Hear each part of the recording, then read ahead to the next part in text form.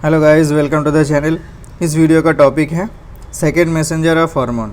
अच्छा, हार्मोन का हम रिसेप्टर का टॉपिक लास्ट वीडियो में डिस्कस कर चुके हैं। वहाँ पे देखे थे कि हार्मोन का जो एक्स्ट्रा सेलुलर रिसेप्टर है, हार्मोन का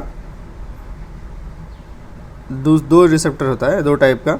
एक होता है एक्स्ट्रा सेलुलर और दूसरा होता है इंट्रा सेलुलर। अच्छा, एक्स्ट्रा सेलुलर और इंट्रा सेलुलर में मतलब कौन सा टाइप का हार्मोन इन्वॉल्व रहता है? जो हार्मोन मतलब सेल मेम्ब्रेन को मतलब जो छोटे साइज़ के होते हैं, लाइपिड सोल्यूबल होते हैं, वो सेल मेम्ब्रेन को मतलब इजीली क्रॉस कर सकते हैं और डायरेक्टली जाके सेल के अंदर बैठा रिसेप्टर के साथ इंटरेक्ट कर सकते हैं। उसको इंट्रा सेलुलर रिसेप्टर मिलता है, ठीक है। और जो हार्मोन सेल मेम्ब्रेन क्रॉस नहीं कर पाता है कोई रीज़न की वजह से, या तो हाइड्रोफिलिक है या फिर वो साइज़ का बिग साइज़ मॉलिक्यूल है या फिर दोनों ही हैं, तो उस टाइप के हार्मोन के लिए एक्स्ट्रा सेलुलर रिसेप्टर रहता है। जहाँ पे एक होता है, चार टाइप के रिसेप्टर होता है एक्स्ट्रा सेलुलर रिसेप्टर में से। एक होता है मेन जो GPCR, जो लास्ट वीडियो में डिस्कस कर चुके हैं। अब देखो GPCR में क्या होता है, जो रिसेप्टर है वह उसके साथ हार्मोन बाइंड होता है, इसके साथ हार्मोन बाइंड होता है। इसके बाद क्या होता है, ये कुछ इसका जो हार्मोन का जो सिग्नल था, हार्मोन कुछ सिग्नल लेके आया है, उसके वजह से कोई डाउनस्ट्रीम रिएक्शन हुआ, उसके वजह से जो अंदर सेल के अंदर कुछ मॉलिक्यूल्स एग्रीगेट होते हैं या फिर इंड्यूस होते हैं जो उस सिग्नल को कंटिन्यू फॉरवर्ड करते हैं। उस मॉलिक्यूल्स को बोला जाता है सेकेंड मैसेंजर। देखो, सेकेंड मैसेंजर क्या होता है? स्मॉल मॉलिक्यूल्स और ions that relay signals received by cell surface receptors. GPCR receptor एक सेल सरफेस रिसेप्टर है, ठीक है। ओके अब ये सेकेंड मैसेंजर का टाइप्स मेनली तीन टाइप होता है। एक तो साइक्लिक MP हो सकता है, कैल्शियम हो सकता है और साइक्लिक GMP होता है। कैल्शियम का पूरा नाम यहाँ पे क्या है? IP3। जो सिस्टम, एक सिस्टम में ये मतलब का पार्ट है, सिस्टम का कैल्शियम पार्ट है यहाँ पे। कैल्शियम अलोन कोई सेकेंड मैसेंजर का काम नहीं करता। IP3 DAG calcium second messenger system और साइक्लिक GMP। इस वीडियो में इस तीनों जो साइक्लिक मतलब तीनों जो सेकेंड मैसेंजर है, इनका काम क्या है, कब कब मतलब कौन से टाइप के ऑर्गन या फिर टारगेट सेल पे ये सारे सेकेंड मैसेंजर रहते हैं और उसका काम क्या है, वो जानेंगे।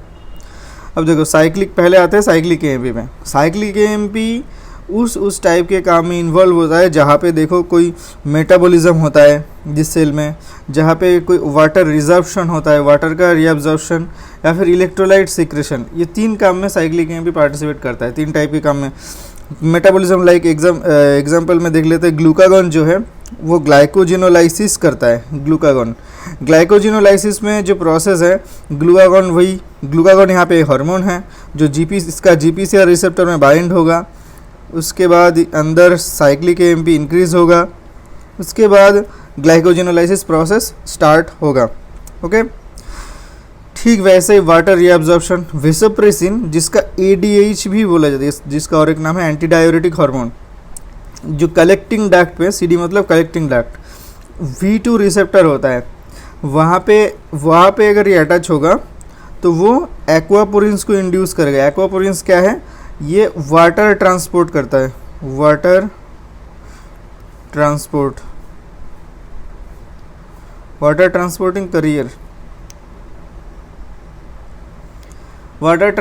करियर होता है। ओके, तो ये वेसोप्रेसिन अगर V2 रिसेप्टर, वेसोप्रेसिन का और एक नाम है ADH अगर V2 रिसेप्टर में अटैच होगा तो वाटर रीअब्जॉर्प्शन करेगा ल्यूमेन के अंदर से मतलब बॉडी में, ब्लड स्ट्रीम में तुम्हारा वाटर भेजेगा। तीसरा क्या है? Electrolyte secretion, like sodium chloride एक इलेक्ट्रोलाइट है, सोडियम और क्लोराइड। देखो वो तो होता है, लेकिन अगर यहाँ पे डिस्कस करते हैं पैनक्रियास नाम के एक ऑर्गन पे, वहाँ पे सिक्रेटिन एक हार्मोन है। सिक्रेटिन हार्मोन पैनक्रियास में काम करता है। वहाँ पे काम करने के बाद क्या करता है? बाइकार्बोनेट रिच HCO3- एक इलेक्ट्रोलाइट है। बाइकार्बोनेट रिच सिक्रेशन वो ज़्यादा इंक्रीज करता है। पैनक्रियास का सिक्रेशन एल्कलाइन होता है, उसका मेन रीज़न है बाइकार्बोनेट आयन। वो बाइकार्बोनेट रिच सिक्रेशन को इंक्रीज करता है कौन? सिक्रेटिन। सिक्रेटिन नाम के हार्मोन। यहाँ पे एक वन लाइनर जानना है क्या, cyclic AMP is the first second messenger invented, ठीक है, फर्स्ट सेकेंड मैसेंजर डिस्कवर्ड,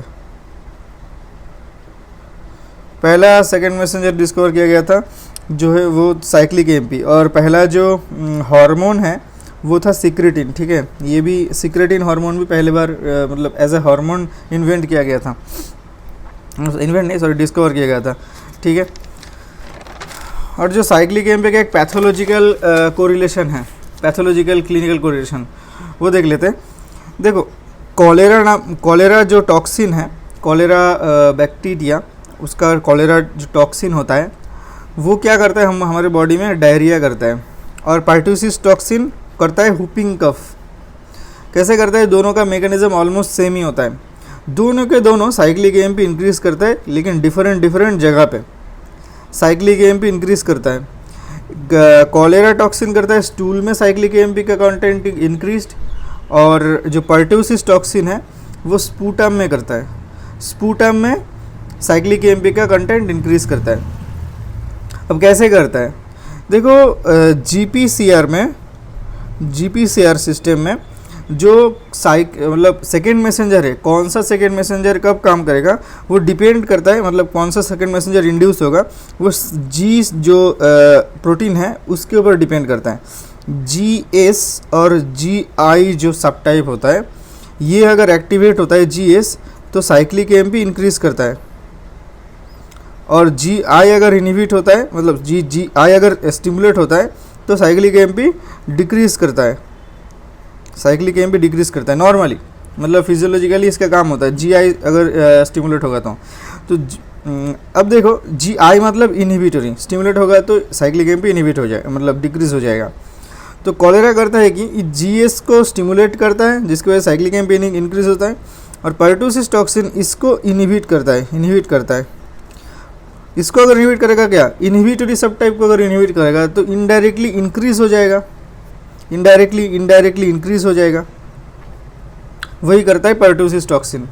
तो स्पूटम में मतलब रेस्पिरेटरी सिस्टम में हमारा पार्ट्यूसिस टॉक्सिन काम करके जो साइक्लिक एएमपी देखो साइक्लिक एएमपी इंक्रीज होगा, इसका काम क्या है, इलेक्ट्रोलाइट सिक्रेशन, यहाँ पे दोनों में सोडियम क्लोराइड सिक्रेशन इंक्रीज करता है, सोडियम क्लोराइड सिक्रेशन इंक्रीज करता है, जिसके वजह से स्टूल में अगर सोडियम क्लोराइड इंक्रीज होगा तो डायरिया होगा, और स्पूटम में करेगा तो वो हुपिंग कफ होगा। तो दोनों का ये मैकेनिज्म है, दोनों टॉक्सिन का। अब दूसरा आते हैं सेकेंड मैसेंजर में, कैल्शियम सेकेंड मैसेंजर सिस्टम। ये कहाँ डील करता है calcium second messenger system, calcium involve रहता है जहाँ पे भी बात होता है कॉन्ट्रैक्शन या फिर कॉन्स्ट्रिक्शन का, मतलब वेसो कॉन्स्ट्रिक्शन या फिर कोई ऑर्गन का कॉन्ट्रैक्शन, लाइक यूटेरस का जो कॉन्ट्रैक्शन होता है ड्यूरिंग पार्ट्यूरेशन, मतलब लेबर के टाइम पे जो ऑक्सीटोसिन होता है ना, ऑक्सीटोसिन वो फिजियोलॉजिकल कॉन्ट्रैक्शन करता है यूटेरस का, तो वो होता है कैल्शियम की वजह से। जो मैकेनिज्म है उसका, वहाँ पे जो सेकेंड मैसेंजर इंड्यूस होता है वो होता है कैल्शियम। ठीक वैसे वेसोप्रेसिन जो ADH था, देखो ADH का एक्चुअली 3 रिसेप्टर होता है, V1, V2, V3। V2 में क्या होता है, वो साइक्लिक एएमपी इंक्रीज होता है, उसके वजह से क्या होता है, वाटर रीअब्जॉर्प्शन।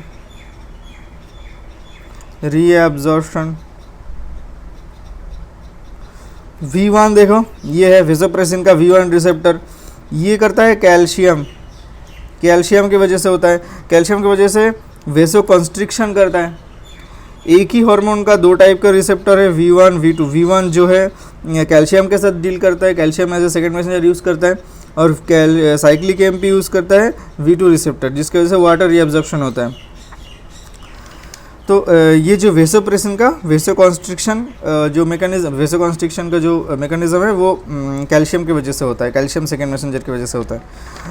अब देखो कुछ और भी ये जो V1 मतलब वेसोप्रेसिन के अलावा और भी कुछ ऐसे मॉलिक्यूल्स हैं या फिर हार्मोन्स है जो वेसो कॉन्स्ट्रिक्शन कर सकता है, वो इम्पोर्टेंट है जानना, लाइक एंडोथेलिन, एंजियोटेंसिन, और सबसे इम्पोर्टेंट जो नॉरएपिनेफ्रिन और नॉर एड्रेनलिन जो होता है, एड्रेनलिन नॉर एड्रेनलिन, उसका जो अल्फा रिसेप्टर होता है, alpha receptor like alpha 1 alpha 2 receptor, ये जो होता है उनमें से अल्फा 1 जो है, अल्फा 1 एक्शन होगा, अल्फा 1 एक्शन वेसोकॉन्स्ट्रिक्शन से वो डील करता है, वेसोकॉन्स्ट्रिक्शन करता है, ठीक है।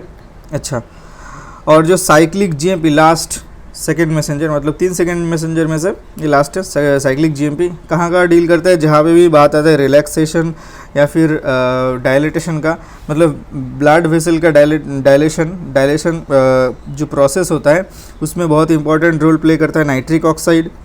और ANP और BNP ये भी वही सेम डायलेटेशन कर सकता है। ANP B मतलब नाइट्रियूरेटिक पेप्टाइड जो हमारा हार्ट से प्रोड्यूस होता है, नाइट्रियूरेटिक पेप्टाइड। नाइट्रियूरेटिक मतलब सोडियम को यूरेसिस, सोडियम को बाहर निकलेगा, मतलब सोडियम को मतलब बाहर इन यूरिन, ओके, यूरिन के थ्रू जो सोडियम को बाहर निकालता है, नाइट्रियूरेसिस करता है नाइट्रियूरेटिक पेप्टाइड। ANP होता है, BNP होता है, CNP होता है। ये 3 हार्मोन और ये जो नाइट्रिक ऑक्साइड जो मोस्ट इम्पॉर्टेंट है, लाइक हम लोग यूज़ करते हैं GTN, ग्लिसराइल ट्राइनाइट्रेट और आइसोसॉर्बिट डाइनाइट्रेट, सॉर्बिट्रेट जिसे बोलते हैं, सॉर्बिट्रेट। ये जो हार्मोन का जो BP घटाता है, जो ब्लड वेसल को डायलेट करके घटाता है, तो कैसे करता है वो भी नाइट्रिक ऑक्साइड प्रोड्यूस करके उसका साइक्लिक GMP, इसका भी increases cyclic GMP through nitric oxide, okay. इस मैकेनिज्म से वो ब्लड वेसल को डायलेट करता है और BP रिड्यूस होता है। तो ये था कुछ सेकेंड मैसेंजर GPCR रिलेटेड, जो कुछ सेकेंड मैसेंजर है उसका एक्शंस, कहाँ ये क्या एक्शन करता है। तो मिलते हैं नेक्स्ट वीडियो में, टिल देन गुड बाय।